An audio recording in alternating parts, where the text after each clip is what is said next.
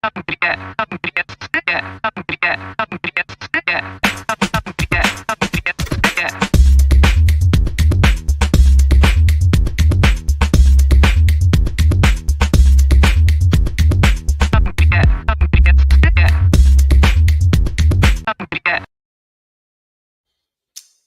Chris. Happy Monday, Anthony Franco. How are you? How was the weekend? Give me one piece of good news. I kind of want to dive right into it because our guest, Alex, is going to talk about the time that he walked into his job and peed on his boss's desk. So I can't wait.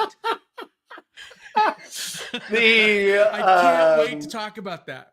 There's a whole line, and as we all love the show Silicon Valley, about the time that they went in. I won't go into it because it's a family-friendly show, Anthony. You're right. You're right. No swear. But that pee, that's not swear. I don't know. Anthony, in 1904, I believe that's called OT4. 1904, Asa Candler's small Atlanta beverage company was struggling to compete with hundreds of similar products. Instead of buying expensive newspaper ads, he pioneered a radical approach, giving away handwritten prescriptions for free drinks to potential customers. This creative earned media strategy helped Coca-Cola. That's right, the Coca-Cola, as I'm drinking a Diet Coca-Cola right now, a household name, proving that ingenuity beats budget every time. Today on How to Founder, we're going to be talking about earned media strategy. I'm Chris Franks, along with the just, kind of handsome. grumpy. You have to say it. It's in the notes. No, I don't. You did the quotes for prescription. You got to say handsome. Just because you wrote handsome in the show notes, I'm going to say grumpy. All right, fine, grumpy. No, the grumpy co-host is Anthony Franco. Today we have a guest, and it's kind of a cool guest because we use Podmatch to find guests, and he is the founder of Podmatch. Alex Sanfilippo he's from golf. I love this opening line. From golf ball hustler to aerospace innovator. I want to know what a golf ball hustler is. Sanfilippo has never met a market he couldn't disrupt. The serial entrepreneur started young at age 10 and hasn't stopped finding new ways to turn heads and build successful ventures. Alex, welcome. Thank you. Could you just get this out of the way? Like, are we the worst podcast on your entire net? Is this just like, top are you three coming for in sure. to check in with us and just be like, oh, I'm strictly here for quality purposes. That's the only reason no, you guys are great, man. I was like cracking up like in our little pre-conversation, then just being in the waiting room. Like I even left comments hoping y'all could see him because the word P is clean. It checks out. We're good. Apple and Spotify are not going to ding us for that today. But now you guys are amazing at this, man. I've been listening to the show, and like as a listener, it's actually an honor to be in this seat today. Like I'm excited to be here. Thank you for joining us. So just as we dive in, what the hell is? See, I cussed. Is what is H? Okay. Yeah. See, we're okay with P. You can't do that. So what the heck?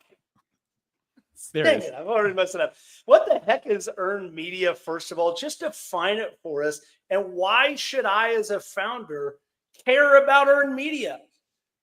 Yeah, I'll say it by first off talking about paid media. Paid media is anything that money can get you. Earned media is anything that your reputation can get you. And those are the two big distinctions between them. So one is a paid thing, right? And there's nothing wrong with paid media, but earned media is something that you have built a reputation. You've built a brand around it, which means it's getting talked about. It's something that in general you don't pay for, right? It's publicity. It's people mentioning it. It's people talking about it. It's different things that people are doing on your behalf that really a lot of people pay to do as well, but someone actually likes the way you show up and what you do as a founder. That to me is like Anthony has been showed up several times in police blotters. Does that count? Is it, Yeah, I mean, by the definition I just gave, I guess a little bit. Count it. I'm putting that one down. It's literally an impression. I mean, hey, listen, earned media. Listen, like getting to spend the night in jail is something people earn based off their actions, right? Say, he earned every mention in the police blotter. He earned it the hard way. That's awesome. All right, so earned media. has to do with reputation. So give me examples, because I think that we're doing it right now, right? Podcasting. Yeah, I mean, I in podcasting, that's what I do full time, right? So I'm obviously going to say that, and I do believe that's a big one. Some other ideas are like word of mouth recommendations. So people just being like, "Ooh, I just heard of this podcast. You should listen to it." Right? You're not paying me to tell my friends about your show. I actually liked it, so my founder friends will find out about it. So that's another example. Product reviews. People will go and sadly, typically people will be more motivated to leave a bad review than a good review. But if you really go over the top as a founder, people are going to they're going to love to leave a good review. Another thing is like getting mentioned in blogs, organic online traffic. Like that's the whole SEO world that I don't get too deep into. Beyond that, social media mentions are huge, right? Like both social media posts by the founder that are well received, but also other people posting on your behalf. Basically, the way I look at it in the world that we live in today, at least for me, it's your online reputation. It's anywhere that you're getting referenced or mentioned online, and there's so many unique ways to make that happen. Those are my thoughts around it. And of course, if you're in person, there's different things that work as well. But I want to turn to you guys real quick. You all have any other thoughts on this? Because I know you guys have done a bit. I'd do an add to that, Alex. I would say please. also, like television, that thing that sits on your wall that you never turn on anymore. The Alex is under the age of 50, so he does not know what that thing is. There's a lot of earned media on TV too. So you can get a reporter or a journalist to pick you up on a TV show. Shark Tank is earned media in reality. There you go, yeah. Just appearing in a newspaper article is earned media. So it's anything that you, like you said, it's any awareness that you can bring, hopefully positive, to your business that you haven't paid to be there. You know what's wild? You mentioned newspaper, and I was born in 1988. I didn't have a lot of exposure in newspaper, but I did get put in a newspaper about 3 years ago. And I didn't think much of it. Someone's like, "Oh, this is going to go like on our blog and also in our newspaper." I was like, "Oh, okay." Yeah. I have never received more phone calls and text messages and emails from anything else in my life. Like I was blown away. I'm like, you're 23. How do you get the newspaper? Like, how did you? Where did you find this? Right? Like, and I have nothing against newspaper. I was just blown away that like that form of media. Maybe he has a dog. Maybe. maybe. That's probably it. It is fairly funny because when you're looking to pack like something fragile and you're putting your Christmas ornaments away or something, I'm like, I have to go buy packing paper now. It's like we used to have newspaper all over the place. All right, this is I think the first question I have is about what you said, Anthony. I came up in a world where it was public relations and you had to go out and build relationships. And even in the world of blogging, my job was to go out and build relationships with individual reporters, talk to them about what I was doing. How has that landscape changed? I know there's still some of that, but I think what you're saying, Alex, is earned media is a bigger concept across the board. Oh yeah, it has changed a lot. I mean, we got to think about the consumer, right? Like, how are people getting their information? What sources are they using to find out what they want to know, right? And to me, though, word of mouth recommendations are always going to be the first thing, right? Like, I don't know if we ever hit a point where that's not. I mean, I get it. Like, I'll go look for something online real quick, and for me, sometimes it's an AI search these days, right? But typically, if I'm around friends, family, even my wife, I'm like, "Hey, what do you think I should do about this?" Like, that's my first go-to. And I think most of us will probably always like to hear from another human being first. So I think that's like always going to be the big one, which means that none of this stuff will ever completely go away. It just shifts based off different generations. And I think there's a pendulum as well. So like for a while, it goes really heavy into AI. Like I can tell you that some of my younger siblings and their friends, that's all that they do now.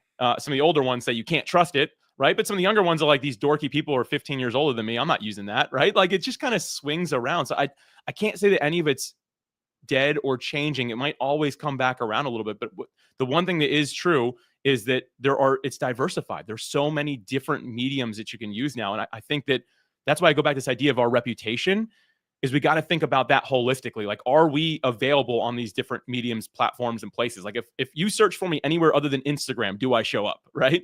And I think the people that say like, that's where I'm all in, that's the only place I am, you're missing opportunity because most people probably aren't there. Since the three of us are entrepreneurs, your customers may not be there. Right. Yeah.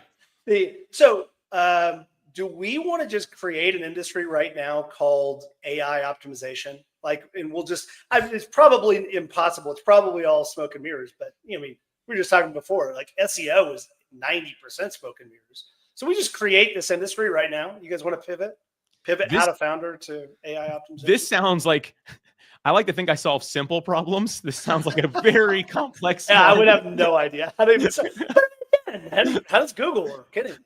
All right. So really, and this is the stat I'm reading from the show notes, 92% of consumers trust earned media over traditional advertising, yet only 36% of businesses have any sort of strategy around earned media.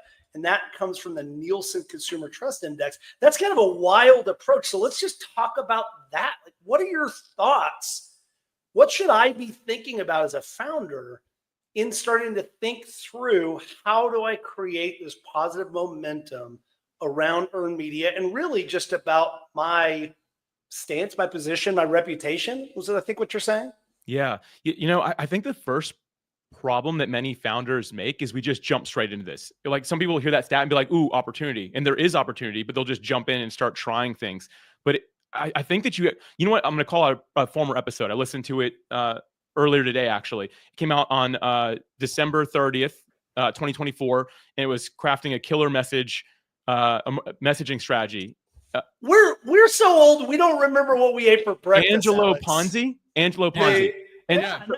Yeah, it's the greatest name because it's Ponzi scheme. Right. Yeah. But I wrote down something that Angelo said, and it was this: we need to understand what motivates our customer to get them to make a decision. And so I think when we think this earned media thing is just like, all right, I'm gonna get out there and start going. It's like, but you need to do that in the direction that's going to actually motivate your customer, who you serve, to take action. So I think that a lot of people maybe like jump in and try it and like didn't work, going straight to paid media because it didn't work. But the reality is they didn't take the time to strategize and say, okay, what type of online reputation am I building? How does that relate to me, my business, and then ultimately the person that I'm saying I'm going to serve with it? And I think we don't take enough time to strategize it. The other reason people just jump straight into paid is because it's instant. Like, if I start running ads today, I'm going to get some sort of result tomorrow from it, right? Like, it might not be my dream result, but something will for sure happen. And the thing is, like, if you really want to go into this more organic side of things, it does take time. It takes reps. You're building this reputation, but I'm telling you what, like, the people that get this right, like, they get it right and it works. Like, you can see it long term. The effects just keep on going forever, it seems. Anthony, I think one of the things that we hear a lot, at least I've heard a lot along the way, is it's hard, right? Going down this path is hard. In a world where you're not sure whether or not your venture is going to work, you're not sure if it's something you might have to pivot it, you might have to change it. And so people don't really spend the time early on. How have you approached it? By the way, Alex, did Anthony mention, 30 times that he was on Shark Tank? Because he was on Shark Tank. I don't know. Hold on, I wrote it down. Hold on, I don't know if you noticed that he was on Shark Tank. It was 34 and a half times. Yeah, okay. You started to mention you cut him off. So 34 and a half. But I mean, in all reality, Anthony, you have been successful at this and you have been able to kind of create buzz and momentum. And I think I know that Kickstarter is kind of one of those things that's maybe quasi earned media, but you did a great job of that. How did you think about that as you were starting any of your companies? Yeah, Shark Tank for sure was entirely appearing on that should be entirely about earned media, not about getting an investment from one of the sharks. Although one has a lot to do with the other, they're interconnected. But the primary value of Shark Tank is the earned media piece of it. It was, Chris, I think our audience probably thinks we're whiners. Because everything we talk about, we're like, oh, it's hard, right? Like get over. Are you going to talk about anything that's easy? No, it's all hard. It's all that's hard. The thing. Exactly. Or maybe we're just wussies. Better word. So maybe that's it. But yeah, earned media. I think Alex said it. I had two thoughts on it. One was, it takes time. Somebody like me and you, Chris, that have ADHD. Like, thinking about, building content for 6 months feels like a slog. Like, why don't I just go and pay a couple of bucks for a click on Facebook rather than having to do all this hard work? So I do identify with the immediacy of advertising versus the slog that is earned media. And the other thing is the fundamental question I always ask. So I've engaged with PR. I've hired PR people, not just as a PR agency, but we had a full-time PR person, and a full-time influencer marketer who tried to get influencers to talk about us. And the fundamental question that I would always ask them is, how do you measure PR? How do you measure the efforts in earned media? And truthfully, it's next to impossible. You can measure impressions, but impressions don't always net out to a direct correlation to revenue. And what's great about paid media is you can directly measure a click to a purchase. And it's not that way for earned media. So those two things, I think, make it very difficult for founders to wrap their head around and get behind, because it's like, I tried that earned media thing. I knew it wasn't going to work. And sure enough, it didn't. And it's like, well, you didn't give enough time and you're not thinking about it correctly. But so, Alex, this is one of those kind of, it's kind of a conflict, right? It's a paradox to start off with. The early stage founders, you need to do this. And all those things are true, which is you are not going to be able to track it as clearly and as easily defined. And those clear pathways to conversion are still harder. And you're going to need 18 to 24 months for it to see anything, right? And so it's a hard thing for founders to kind of get their mind wrapped around, but you be the other side of the equation here. If Anthony's saying like, yeah, it's difficult, what are the benefits that are going to come for that, for me investing in that as an early stage founder? Yeah, listen, it does take time. And I always tell people, like, do some paid stuff at the same time. Just devote a little bit of your time. And the thing is, I consider it like a train. Like, it takes a while to get moving, but once it's moving, that momentum sticks for a long time. The biggest benefit I have found personally from doing this is that my personal brand is very aligned with my company. And so if you follow me on any social media platform, if you hear from me ever, like in any way, it's always about podcasting, which some people might say is kind of boring, but it's actually very freeing. Because I know when someone's like, hey, can you help me promote this? I'm like, well, what is it? And like, oh, it's my dog walking service. I can say, no, I can't. And I've actually proven this now years into this. I've been doing this since 2020 is when I started really focusing only on this one thing. And I posted something to our friends just for fun, like a year ago, and it got 0 engagement. It's because the algorithm was like, you're a podcasting guy. Like, why are you posting about this? Right? Like, the thing is, like, it just ends up starting to happen that way. Eventually you can diversify when you get like fans, or you get some fame around your name, right? Like, and the reality is, we talked about earlier, like, I work in podcasting. Like, this might be the dorkest industry. Like, I'm not building like a name where people are like, I like to follow that guy, right? No, they want what I have. And so I've just learned to say, you know what? The big benefit from this is gonna be my personal brand is gonna be very aligned to the service that I have, the way that I show up to help people. And for me, it gives me this huge freedom to spend a lot less time on things like social media and to know what to go after, what not to go after. When people are like, hey, do you want to get featured in this magazine? I can look at the magazine and almost immediately tell you yes or no. I don't have to be like, well, it sounds like a cool opportunity. I can look at it and be like, no, that doesn't make sense for what I'm building out. And it seems that the more like narrow focused I get on this, also the more that AI and search engines learn who I am. Like, I don't have what's called a knowledge panel yet, air quotes there, which just basically means Google knows everything about me, right? And AI as well these days. But I'm actually getting pretty close. Like, it's starting to be able to figure out who I am, because it sees, okay, all I see is this one topic this dude covers, right? Not like, well, he seems to like everything, so he's kind of everybody. So I think that that's probably the biggest hidden benefit, is the fact that it brings you really aligned with what it is that you're ultimately trying to do from a business standpoint.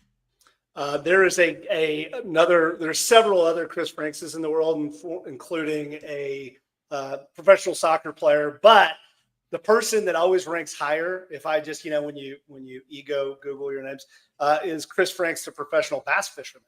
Because, professional bass fishermen are no joke. Like, they got serious fancy out there. Exactly. How would you like to be known for bass fishing? I mean, not my thing. So I wonder if anybody's ever been like, that Chris Frank's really bass fishing. So I'm curious, Chris. So I would love, Alex, for you to talk a little bit about. So we talked about what earned media is, right? Chris, I'm doing a little bit of what your thing, right? But I do have a question around this. We talked about what it is and why it matters.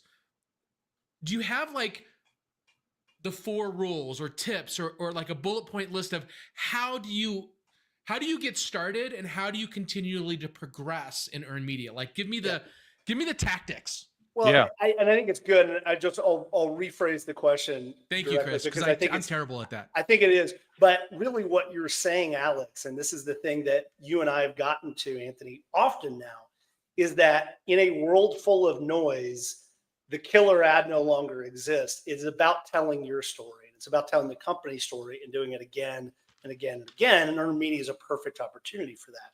So as you start down this path, I've got to do it. It's important. I know it. Tell me how. What am I going to do? As Anthony's saying, like, what are the steps that I need to start with today? Even high level, do I need to start with just what story I want to tell, or is it start with the topic? How do you think about it? Yeah. I always start with strategy is the first thing. And I think we have to know ultimately what's the point of it, right? And we already kind of talked, we started off this conversation with why. And the thing is, we need to do that. Like, why? What is the point? And I think that if we have a strategy behind it, we know what it's in it for us, what's in it for who we're going to serve ultimately, then we can step back and then like really kind of come up with, okay, what are the things that this person cares about? Which of those things can I talk about? Right? Just because you know that they care about it doesn't mean you can talk about it with integrity. So I think that all that stuff has to go into it. So that first step, it's a big one. I think it's the biggest, most difficult part of the whole process. It's strategizing. It's sitting down. Who am I? Who do I serve? Where do those connection points meet without me breaking integrity and no longer speaking from my own truth, right? Like, where do I fit into that?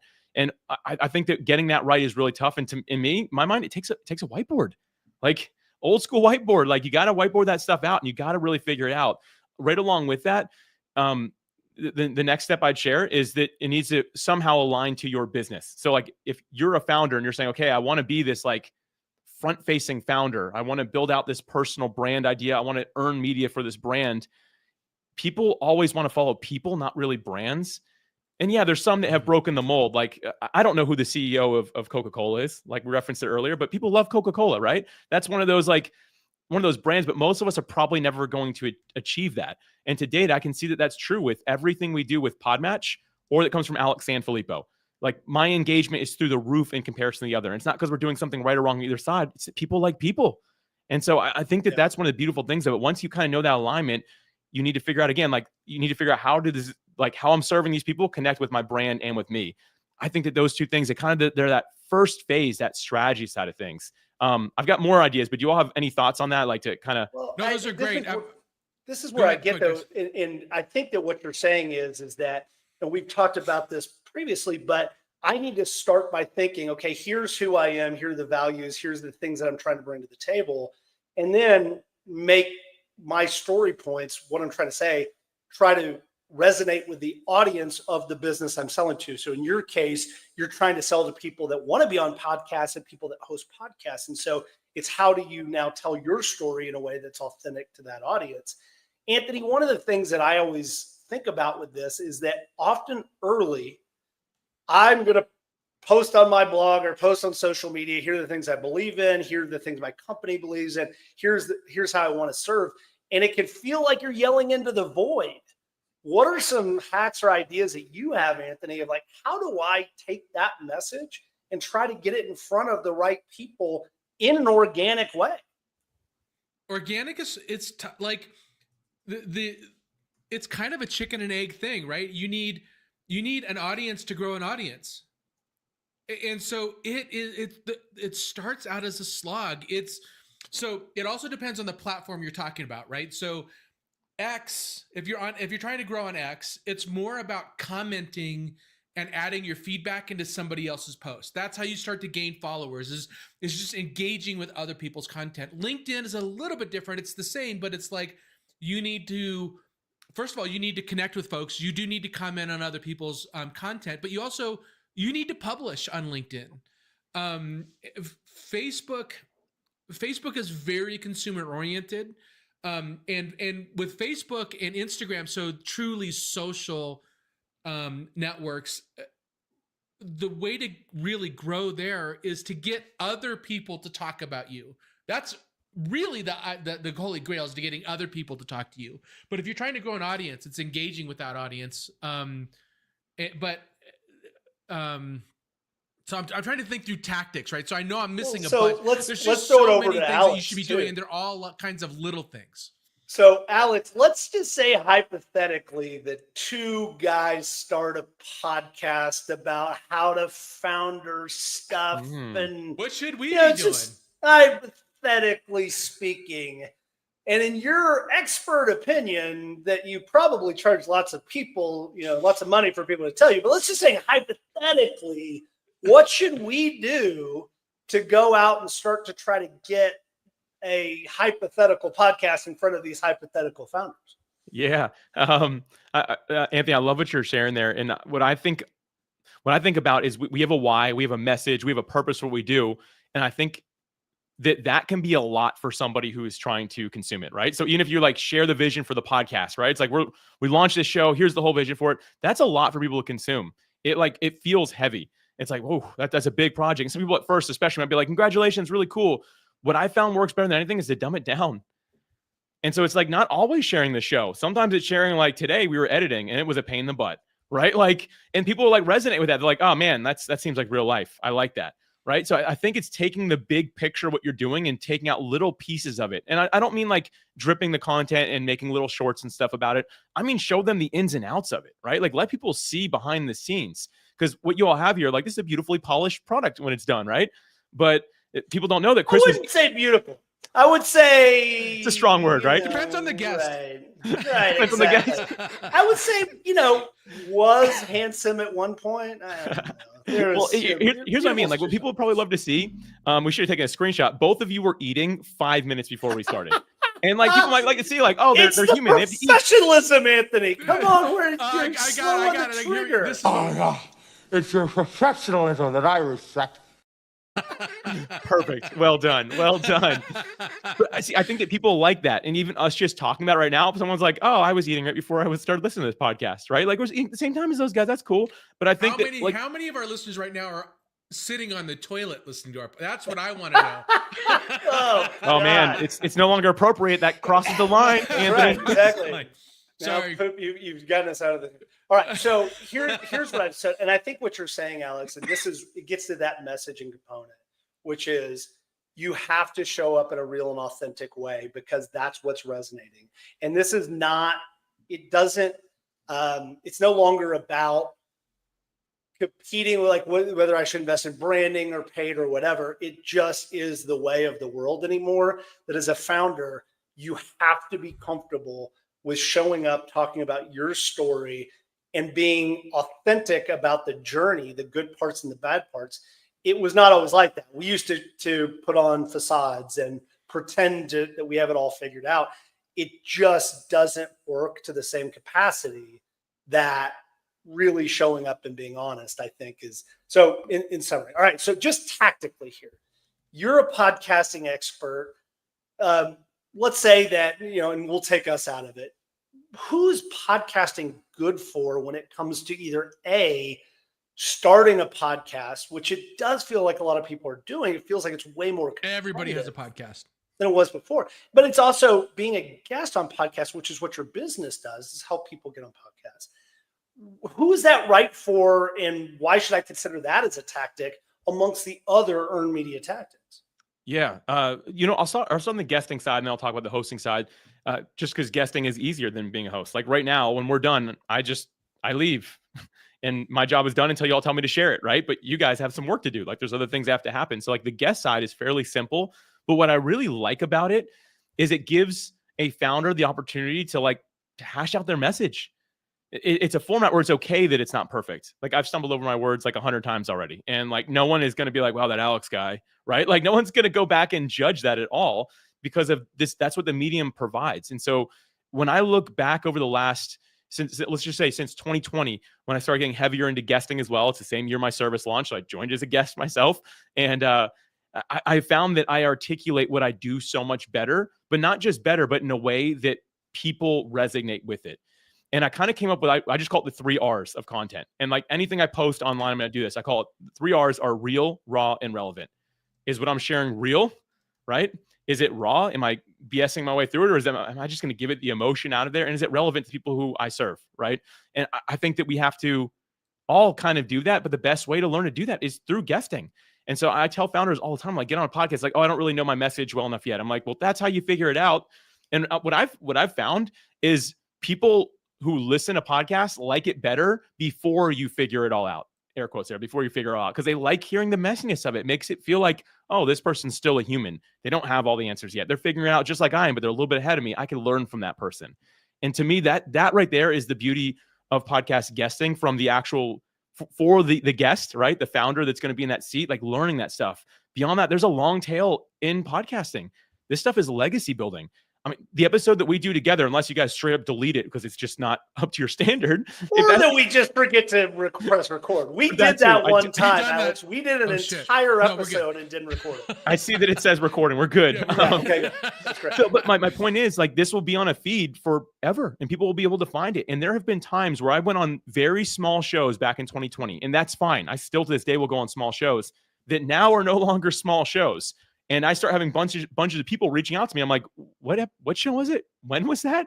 And like, I go back and find it. I'm like, wow, that was 4 years ago. This show has just blown up now. And you never know when that's going to happen for you. And so you have to just think about the fact that like people will be hearing this for a long time. And it gives you links from Apple, Spotify, Amazon, YouTube, Google, everywhere else on the planet. Basically, they're all really high authority websites that link back to you if the host will link to you, right? Like, that alone, like we're not jumping too deep into SEO stuff, but from an authority standpoint, that's telling the internet this person is probably legit, that all these places are linking to them. And those are a few things that I find to be really special about being a guest on podcasts. I mean, it's reality is it's worth it for the backlink. You know, like it's just going and spending a half hour on every single show. So long as it's, you know, they do it, it's worthwhile for. It's valuable. But then also if you just have an opportunity to tell your story, and I think that's the thing where I've gotten to, Anthony, which is to tell your story again and again. All right, Anthony, I'm gonna pose just a couple other questions. So if we talked about earned media, PR, word of mouth, social media, podcasting, all these others, take me through any of the other stuff have you done? I know you got good news coverage. How do you coach founders now when it comes to what is PR in 2025 and beyond? You know, famously, the Denver Post and the Rocky Mountain News used to have entire newsrooms of business reporters. And I think there's one now for the Denver Post. I think there's one business reporter. So how do you suggest that? So pitching reporters is a skill in and of itself. And what I find most PR people do that is really effective is essentially they know the reporter and almost write the story for them. So you pitch a reporter with the headline that you want in the newspaper, and not just that you want, obviously, but that you think that is going to be interesting to them. So your first job is to hook the reporter. That goes with any journalist, online. It goes with influencers too, right? So influencers, reporters, journalists, or producers of shows, you have to hook them first. And in order to do that, you have to kind of have this third person mentality, like who is their reader? What does their reader care about? And how can I help them hook more readers because they're ultimately trying to do what you're trying to do is get more readership to their articles. So how do you help them do that? So it cannot be about you. It has to be about what they care about first, the reporter, and then you help them do their job by writing the headline and story that they think is going to engage with their audience. Another little hack that I want to connect with here, specific to podcasts. So podcasts are great because of earned media. And this is something we don't do, Chris, but I've seen a lot of other founders do that, is they don't use podcasts for earned media. They use podcasts as a way as an excuse to talk to their leads. So it's like, hey, I run a podcast on this, like real estate. I'd love to have you on the podcast. And by the way, after it, this is all the subtext. By the way, after that, I'm going to try to sell you my service guest after you come on. Like I've seen that happen a lot. Like HR. Wait till we see what we're going to start to try to sell you after this, Alex. You better. I cannot wait. Line of t-shirts. We got a whole line of t-shirts that are coming your way. That is. What would be our first t-shirt, Anthony? It would probably be the professional. Hug a founder. Hug a founder. Yeah, hug a founder. Yeah, that'd be our first t-shirt. So, Alex, you mentioned this as one of your 4 R's, right? About relevance. 3 R's. Real, raw, relevant. Yeah, so relevance is such a critical thing there. And now, if you're saying I, as a founder, I'm trying to be relevant to my audience, but as I'm going out and looking for reporters or other media people, I now have to triangulate that relevance, right? How do you think about that? Yeah, I mean, first off, Anthony, I got some notes here for myself. The big takeaway I got from that was we got to be creative. You got to be creative, right? You've got to really know what you do, what the goal is. And if you can show up creatively, knowing who they're going to serve, like the reporters and stuff like that, right? Like that stuff is going to make a night and day difference. To me, it kind of goes back to really knowing who you serve. And that the simplest way to do this is to talk to people. I mean, if you seem like an ideal client for me, it would be so worthwhile for me to have a 5-minute, 10-minute conversation with you just to hear from you, to learn. Because I'm going to say things that you don't understand, and that's going to help me articulate better next time. But also, you're going to say things I never thought of. And I think the more we do that, you can almost put yourself in the shoes of people like a reporter or somebody who's looking for a story and just be like, okay, they say they serve this person. Does anyone I talk to remind me of that? If yes, maybe move forward. And I got an idea for where to go. And if no, then just maybe it's not worth pursuing at that point.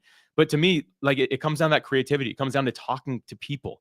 Like when you can do that really well, you can kind of hone in and figure this stuff out. And I think to me, that's the strategy there. I like it. All right. So just to highlight, so earned media, obviously podcasting, we talked a little bit about PR, trying to find people to talk about you. There is a tremendous amount, Anthony, when we talk in the world of growth marketing about trust and credibility content. Other people saying that you're good is so critically important. For early stage founders, particularly, if you can pick up a couple of well-known, newspapers or affiliates or TV or something, you can use that, as we call it, the NASCAR section of the logos at the top of your website, to create trust and credibility for your site visitors.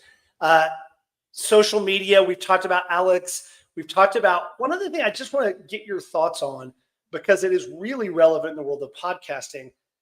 How do you get reviews? Reviews are one of those things, particularly in the world of e-commerce, that is so difficult. To your point, people are way more likely to talk about you when they're pissed off. But yet, Anthony, in the world of Amazon, where you've done so much time, reviews are everything, right? So, Alex, how do you think about that? Reviews is the ultimate earned media on Amazon. Yes. Right. And so, Anthony, how do you think about it? And then, Anthony, I want you to react. Wait. You said Anthony twice. Oh, excuse me, Alex. Well, actually, I would really love to see Anthony give his answer and react to himself. That would be like really great. That's a normal conversation that I have. Yeah. Okay, sorry. It's, so, wait, me first or Anthony first? You go, Alex. You go. Okay, cool. Yeah. So, this is a fun fact. I just learned somebody told me, hey, you should do a competitive analysis to see what good and bad reviews do all the alternatives to Podmatch, even if it's like stretching, like if they're not even really alternatives, but just something that's kind of that same space. Find all the good and bad being said and feed it to AI and learn what you can. I was like, oh, it's a cool idea. See if we have any gaps or anything like that. And I went and I pulled, it must have been 12 to 15 different companies. All of them combined had less than 1/10 of the total reviews that we have for Podmatch. And some of them had 0. And it's like, man, that's hard for somebody new. If it's a cold outreach, even if it's paid, and I can't find anything about you on the internet, that's kind of a little bit of a red flag, at least, right? And so for us, people say it's kind of a no-brainer because you'll have good reviews.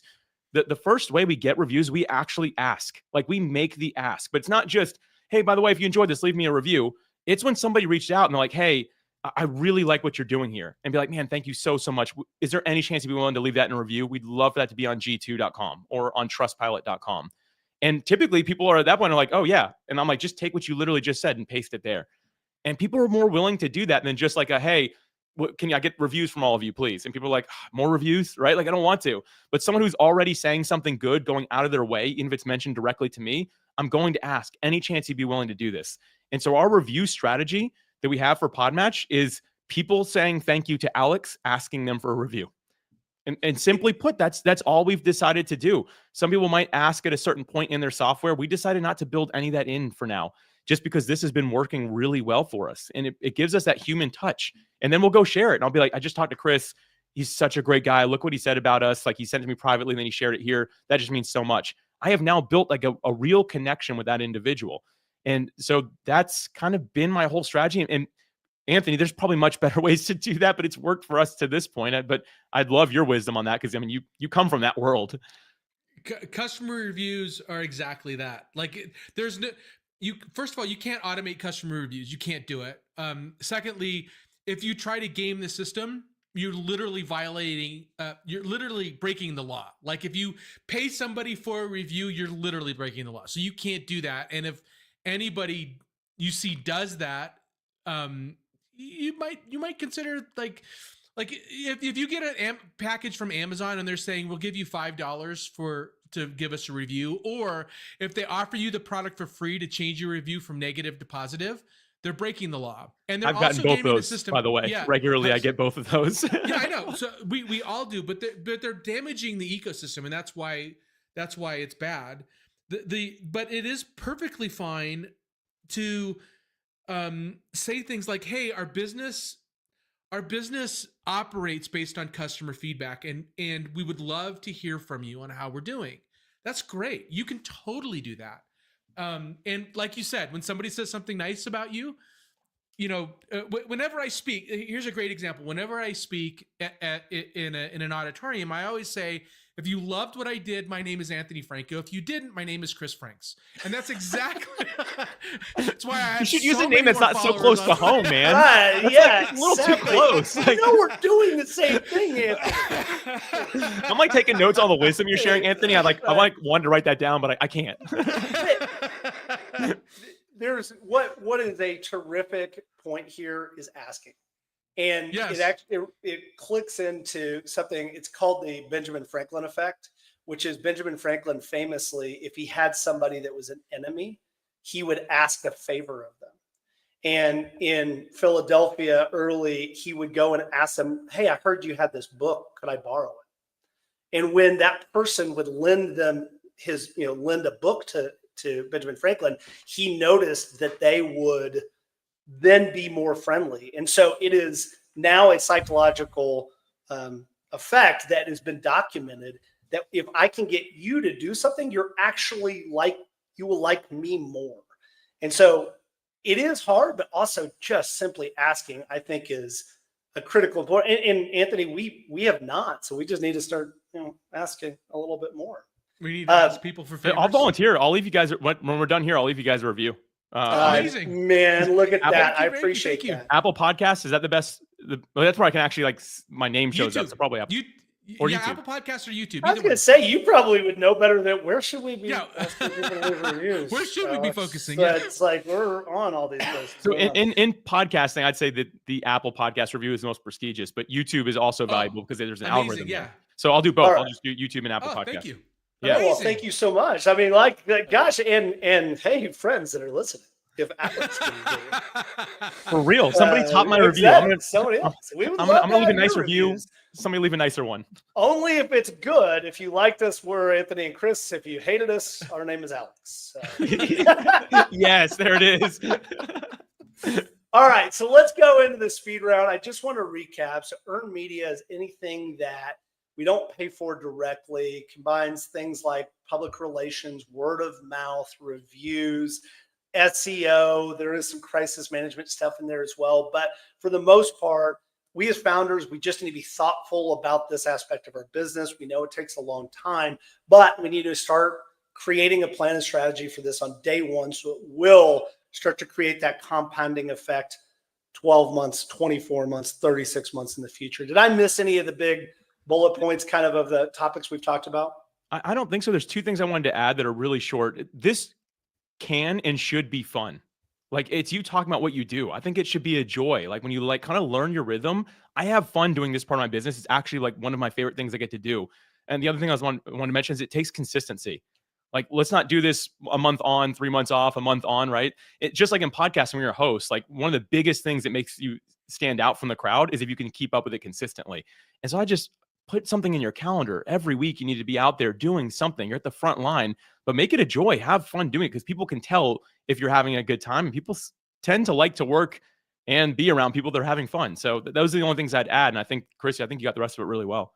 Well, it's good because this is episode 6,585 for us, I think. I thought it in was 3 months. 57. No, That's okay. pretty true. How many? Yeah. We've done 57. It It says feels, it says it literally above your head, Chris. That's why I in the knew. studio. It just feels that way when you've done 57 episodes with Anthony. Oh, man. It feels like a lot more. All right, speed round, Alex. Are you ready? I'm ready. All right. Should I go with press releases or personal pitches when in the world of PR? Personal pitches. Local news first or industry publications? Where should I focus my attention? Local news, if you don't mind waking up early. For real. Should I do outreach to podcast hosts and media people in the morning or in the afternoon? Oh, I don't know if it matters. I'm thinking of me as the recipient. I'm gonna get it the next day, no matter when you send it. So If you pitch Anthony, who does this work for us, if you get him past 1 p.m., he's a waste of space. it's a no, huh? That is taking a you are nap. most fresh in the Right morning. after Maybe this, there's I'm something taking a here. nap. I Yeah, have that's pretty never much thought of this before, but morning, I'm gonna go and say it's there you more fresh and looking for something. If I'm pitching an idea to a podcast host, media, whatever, should I focus on data or should I focus on a real story narrative? 100% the story side of it. You mentioned this before, so you are one of 3 people on your team. Should you be the only person? Should all of your founding team try to do outreach? How do you think about the person who's being out in front? Yeah, we made the decision to have one person. Granted, it was a small team. I think if you have like a full C-suite and you're more of a traditional business, or you've grown to that point where you've raised capital and kind of built that bigger baseline, I think it makes sense to get multiple people in there, each with their own focus. So there's not huge overlap, because then that turns into like competition from a reputation standpoint. But like at some point, my co-founder, Jesse, who's the developer, will start building out the developer side reputation, which I have done no building on. So that's kind of the idea, how you would separate it a little bit as you grow. One more question just before I ask you to kind of give us our learnings, Anthony. I'm a founder and I'm a little bit worried about speaking. I'm nervous. People, famously Jerry Seinfeld said that people say that they're more afraid of death, or than public speaking than death, meaning that they'd rather be in the coffin than giving the eulogy. I butchered the Jerry Seinfeld quote, but any advice, just how do I as a founder just get out there and start doing this work? Yeah, that's something I had to learn. I was not one to be comfortable to be in front of people when I got started. It actually really bothered me. And I felt like I wasn't a good speaker. There was all the emotions that came with it. But there was this quote that was spoken to me that really has stood out. And it's this: courage means being afraid than doing what you have to do anyway. And for me as a founder, I already made a scary decision at one point to leave a corporate job. This was just another thing that I had to step up and take courage and do it, because I knew this would better serve somebody down the line, not just me. And so I think it's just being courageous, stepping up, getting into it, even though it's tough. I don't know any other way to do it. At some point, you just got to jump.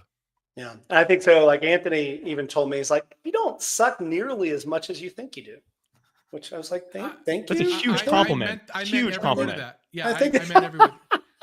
Anthony, what did you learn? What's your takeaways? All right, so I try to do this quick here. So earned media is just another attention that you don't have to pay for. That's kind of how I encapsulated it. I do think it's very hard to measure ROI from earned media and PR. We say this a lot. As with everything, understand your why. Why are you doing this? And who are you talking to, or who you're targeting, or who are you building for? So why and who are critically important for anything that you do. I did write down narrowed focus and a niche is where to start, and you may be able to expand as you grow your audience. You may be able to do that. Alex said something great. People follow the personal journey just as much as they do your message. I think that's a really incredible point. The real, raw, and relevant is a good framework to think about. One thing that we didn't talk about that I actually wrote down in my notes to have our own podcast episode on it is this first follower principle. So I love this idea that the phrase is, it takes one follower to make a lone nut an influencer. Right. So I think we need to talk about this first follower thing at depth, but I do think that's like getting what you're talking about, Alex. Do the things in order to get your first follower, get your first fan, and then it kind of grows from there. But until you get that one person, or that, then two, then five, then whatever, you're just talking to the air. Anyway, that's what I have, Chris. Anthony, you and I are just each other's first follower, and we're still looking for two. With That's co-founders. Right. Yeah, that's exactly right. Deep Dive, Trust Me, I'm Lying by Ryan Holiday. Terrific book. There's an article by the Columbia Journalism Review called The Death of Traditional PR. And there's a podcast on the media by NPR called The Art of the Pitch. Good stuff. Hey, Alex, where else? What other resources do you recommend? I think that, and don't take this too far, everybody. All right, what I'm about to say. Find some people that you think do a really good job with this, and look at what they do. Look how they show up. Like, follow real people that are doing this, people that are maybe a bit further along. Again, not so you can mimic them, but just so you can get inspiration to see how they show up. Like, how often are they posting their family? How often is it that they're really just talking about something in their business, right? Like, look at that and try your best to see like the strategy behind it. And so for me, like, yeah, the resource you mentioned, I know some of them, and I wrote another down, but I think it's nothing goes further than just like looking at somebody that you're admiring in that way and seeing like, okay, how do I draw something similar out of myself without trying to just mimic and become a mini me of someone else? Because what we don't need is another Joe Rogan podcast, right? Like, we've already got that one. We don't need another one. Be your own voice, be your own message, but you can follow the success that leaves clues before us. I just have slightly less money than him. Just like, it's it. I mean, yeah, exactly. Alex, really awesome conversation. Thank you so much for joining us. Where can we find out more about you? How do we get involved with Podmatch? Yeah, sure. Everything I do is at podmatch.com/free. What that page will give you, whether you're a podcast guest host, aspiring guest host, just something you might be interested in, is 5 quick wins you can consume in less than 5 minutes. I don't want your email address or anything like that, but it'll give you a full introduction to my world. So that's podmatch.com/free. But ultimately, I would tell people to stick with you guys. I mean, How to Founder, you all are doing an incredible job. This is where you get real stories from real founders. And I love that. Like, some actual stuff you can take home and do something with. And as a listener, as I said at the beginning, I really appreciate what you guys do. Well, thank you so much. Please rate us. Please rate us. Good. Only if it's good. Don't rate us if it's bad.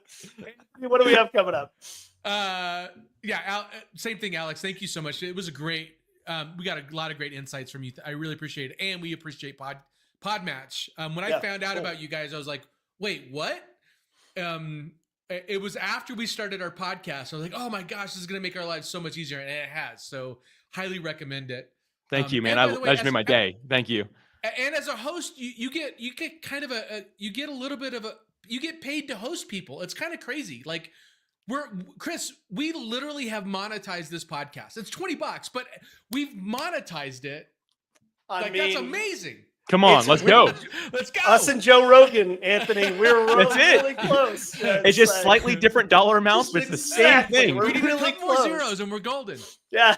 All right. With that, I'm going to wrap up the show. Thank you so much for tuning in. Remember to follow us. Just go to howtofounder.com and you'll be able to follow us on wherever you like to listen to your podcasts. Next time, we're talking about the art of the pivot. So I'm really looking forward to that conversation. And I'll wrap this up like I always do. May your venture grow as fast as Chris's hair. Thank you so much, everyone.